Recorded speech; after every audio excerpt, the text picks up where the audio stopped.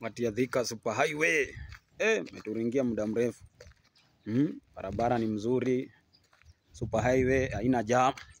Taasisi sasa this time 28 November tutakuwa pale Naivasha. Rironi. Mau Summit, Dual Carriage, Luncheon. Taasisi pia tusikie vizuri vile huwa nyinyi mnasikia mkitumia Thika Super Highway. Unajua ile jam yenye inakuwa pale Gilgil. Unakaa kwa gari 2 hours. Pale Salga, Simba, jam unakaa 2 hours mpaka unalala ukiwa kwa gari. Sasa this time mambo yetu iko sorted.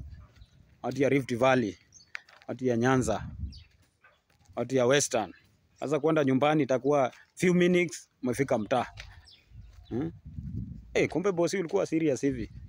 Umeamua ni kazi bila break. Kila mahali, kila county ni kazi.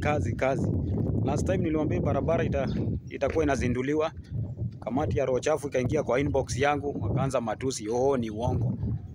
Sasa 28 mkuje pale Naivasha, muone tukilaunch barabara. Mseme kama hii barabara inatengenezwa Ulaya ama ni wapi. Kazi ni kusema tu hakuna kazi inafanyika. Huko ni wapi barabara itakuwa inatengenezwa ama ni Ulaya? Boss, kazi mzuri boss. 10 bila break boss. Endelea hivyo. Sisi tuko nyuma yako. Hii watu ya kamati ya roho chafu hawana agenda. Sisi tunaona kazi yenye unafanyia watu. 10 bila break boss.